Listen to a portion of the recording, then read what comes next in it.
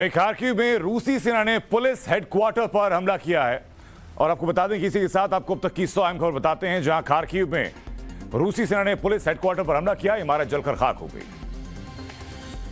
Police headquarter पर हमले के बाद फायर ब्रिगेड आग बुझाने में जुटी हुई। जानकारी के मुताबिक हमले में 4 लोगों की मौत हो गई, 9 लोग घायल हुए हैं। खार्किव में देर रात हुई बमबारी, इलाके में भारी तबाही की तस्वीरें सामने आई। मारिउपोल और डोनेस्क में धमाके हुए, कई इलाकों में गोलीबारी भी जारी, वीडियो सामने आया। रूस के हमले के बाद यूक्रेन के माइकोलेव शहर की तस्वीरें सामने आई। रूसी बमबारी में इमारतें, कार तबाह हुई। जाइटमीर में वेटरनरी होम पर भी रूसी सेना ने हमला किया। हमले को लेकर के यूक्रेन विदेश मंत्रालय ने कहा कि यह नरसंहार नहीं तो क्या है। यूक्रेन का दावा कि जाइटमीर में रूस की एयर स्ट्राइक में एक अस्पताल समेत 10 इमारतों को नुकसान पहुंचा। हमले में 2 लोगों की मौत हो गई, जबकि 16 लोग घायल हुए हैं। यूक्रेन के जाइटोमीर शहर में बमबारी, रूसी सेना के हमले में कई इमारतें तबाह हुई हैं। वहीं कीव के बूचा में रूसी सेना ने रास्ता बंद किया। युद्ध में नष्ट हुए सैन्य वाहनों का इस्तेमाल कर रोड ब्लॉक की। खार्किव में रूस के हमले में तबाह हुआ रिहायशी इलाका, हमले में 11 लोगों की मौत हुई। यूक्रेन के कीव में रूस का बड़ा मिसाइल हमला, टीवी टावर को निशाना बनाया गया। यूक्रेन के टीवी चैनलों का प्रसारण ठप हुआ। कीव में टीवी टावर पर रूसी हमले में 5 लोगों की मौत होगी, अधिकारियों के हवाले से रिपोर्ट। यूक्रेन के मारिउपोल शहर में 8 आम नागरिक रूसी हमले में घायल हुए। रूसी व्यावसायिक ठिकानों को निशाना बना रही है सेना। जापोरिजिया में आम लोगों ने रोका रूसी सेना का रास्ता, रेलवे स्टेशन में नहीं घुसने दिया। यूक्रेन के एनेहॉर्दर में नागरिकों ने सड़क जाम की। रूसी सेना को रोकने के लिए खुद खड़े होकर लोगों ने रोड ब्लॉक की। जेलेंस्की ने कहा कि रूस के युद्ध में यूक्रेन के लोगों को एक साथ ला दिया है। यूक्रेन के लोग एक दूसरे के साथ खड़े। यूक्रेन में रूसी सेना के हेलीकॉप्टर्स ने सैन्य बलों के खास ऑपरेशन को लीड किया। रूसी स्टेट मीडिया ने वीडियो जारी किया। यूक्रेन के नेशनल गार्ड्स ने सैनिकों का वीडियो जारी किया। रूस के खिलाफ युद्ध के दौरान यूक्रेनी सैनिकों के ऑपरेशन का वीडियो सामने आया। बेलारूस यूक्रेन में सेना भेजने की तैयारी कर रहा है, यूक्रेन के रक्षा मंत्रालय ने जानकारी दी। सूत्रों से खबर, जीत के बाद यूक्रेन को मिल सकता है नया राष्ट्रपति। पुतिन यानुकोविच को नया राष्ट्रपति बना सकते हैं। यूक्रेन से बातचीत के लिए फिर तैयार हुआ रूस। आज रात दोनों देशों के बीच बातचीत संभव। बेलारूस के गोमेल में होनी है बातचीत। रूस के विदेश मंत्री का बड़ा बयान, तीसरा विश्व युद्ध परमाणु हथियारों का होगा। तीसरा विश्व युद्ध हुआ तो बहुत विनाश होगा। रूसी रक्षा मंत्रालय का बड़ा दावा, मंत्रालय के मुताबिक खैरसन के रीजनल सेंटर पर रूसी सेनाओं का पूरा कब्जा हुआ। यूक्रेन को लेकर रूस के रक्षा मंत्रालय का दावा, खैरसन के बंदरगाह और रेलवे स्टेशन पर रूस की सेना का कब्जा है। यूक्रेन के राष्ट्रपति जेलेंस्की का बड़ा दावा, कहा युद्ध की शुरुआत से अब तक करीब 6000 रूसी सैनिक मारे जा चुके हैं। यूक्रेन के राष्ट्रपति जेलेंस्की की रूस को चेतावनी, का सीज फायर वार्ता से पहले बमबारी बंद करे रूस। राष्ट्रपति जेलेंस्की ने यहूदियों से अपील की, यूक्रेन के लिए आवाज उठाने के लिए कहा। कीव में हवाई हमले करने के लिए अलर्ट के लिए लगातार सायरन बज रहे हैं। लोगों से शेल्टर्स में जाने के लिए कहा गया। कीव हमले पर यूक्रेन कैबिनेट का बयान, कहा रूस चारों ओर से कीव पर हमला कर रहा है। कीव को उत्तर पश्चिम से अलग करने की कोशिशें हैं।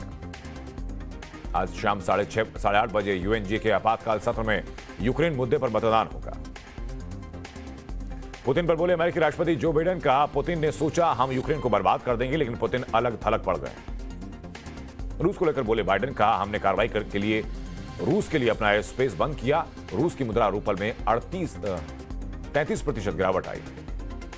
अमेरिकी राष्ट्रपति बाइडेन ने कहा कि हमारी सेना युद्ध में हिस्सा नहीं लेगी, हम नेटो देश के हर इंच की रक्षा करेंगे। बाइडेन का यूक्रेन को लेकर बड़ा ऐलान, हम यूक्रेन को $1 बिलियन की मदद देंगे। यूक्रेन को टर्की से और मदद मिली। यूक्रेन के रक्षा मंत्री ने बताया कि टर्की ने और ड्रोन भेज दिए हैं।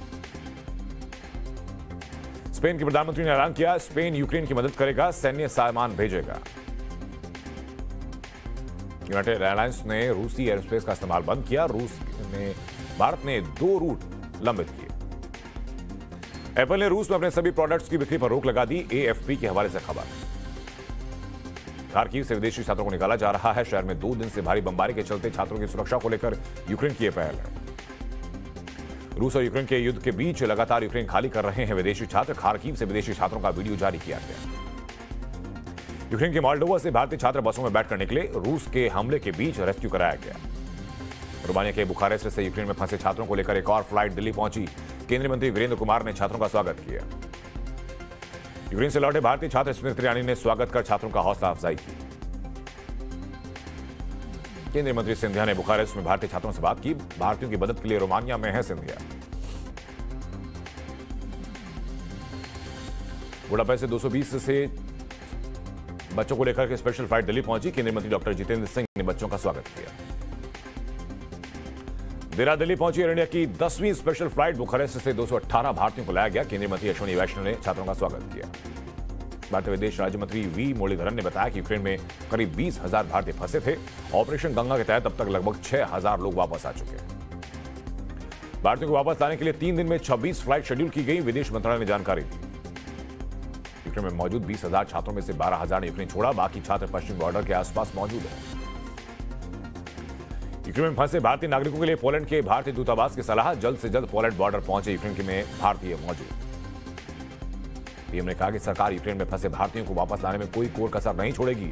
रेस्क्यू के लिए सेना और वायुसेना को भी लगा दिया गया। यूक्रेन से भारतीयों की वापसी पर बोले राजनाथ सिंह, कहा पीएम खुद रिव्यू कर रहे हैं। एयरफोर्स के प्लेन भी लगा दिए गए हैं। रूस यूक्रेन पर ओम बिरला का बयान, कहा सरकार गंभीरता से प्रयास कर रही है। इसके लिए सरकार को धन्यवाद देता हूं। मनीष तिवारी ने सरकार से यूक्रेन में फंसे भारतीयों को जल्द निकालने की अपील की। कहा यह समय सरकार पर सवाल उठाने का नहीं है। यूरोपियन संघ के अपने देश पर रूसी जहाजों पर प्रतिबंध लगाने का विचार कर रहे हैं। यूक्रेन से करीब 6 लाख लोग देश छोड़कर दूसरे देश में जा चुके हैं। यूरोप में शरणार्थी संकट पैदा हो सकता है। यूक्रेन के लोगों को फ्री कॉलिंग सुविधा दे रही है वोडाफोन सहित 14 कंपनियां। रोमिंग का चार्ज भी नहीं लगेगा। इटली ने यूक्रेन को भेजी मदद। ट्रकों से खाना, दवाई और कंबल रवाना किए गए। न्यूजीलैंड में प्रदर्शनकारियों ने संसद के बाहर आग लगाई। पुलिस और प्रदर्शनकारियों के बीच झड़प हुई। रूस यूक्रेन जंग के विरोध में ब्राजील और अर्जेंटीना में प्रदर्शन। राष्ट्रपति व्लादिमीर पुतिन के खिलाफ बैनर लेकर सड़कों पर उतरे लोग। पीएम मोदी ने बजट पर एक वेबिनार को संबोधित किया। बजट में सनराइज सेक्टर पर खास जोर दिया गया। 5G आदि सेक्टर देश की प्राथमिकता है।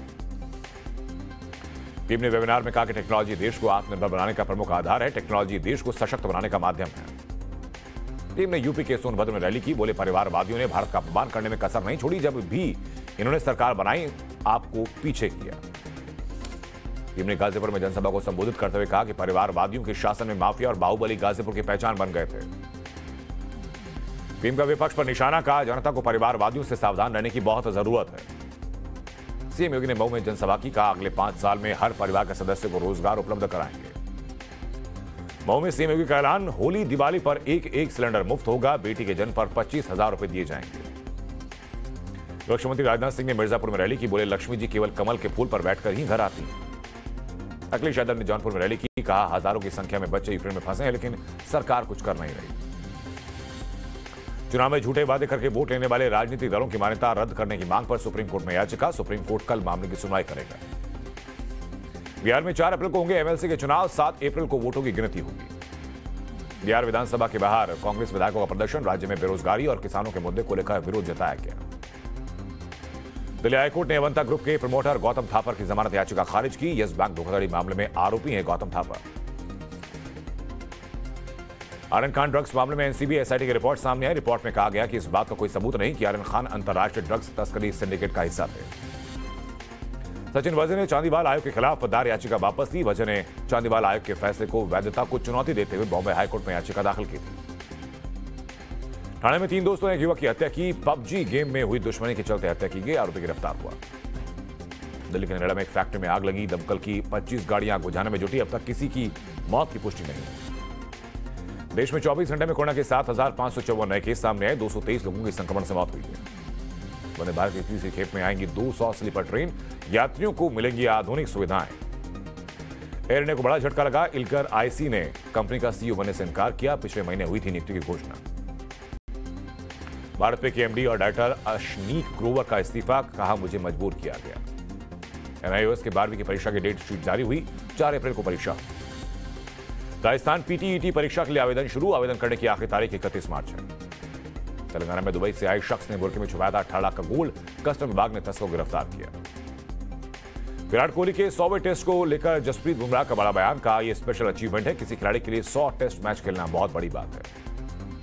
मोहाली टेस्ट से पहले भारतीय खिलाड़ियों ने ऑप्शनल प्रैक्टिस सेशन में हिस्सा लिया। विराट कोहली, जसप्रीत बुमराह, ऋषभ पंत समेत कई खिलाड़ी नजर आए। 4 मार्च से होगा भारत श्रीलंका के बीच टेस्ट सीरीज का आगाज।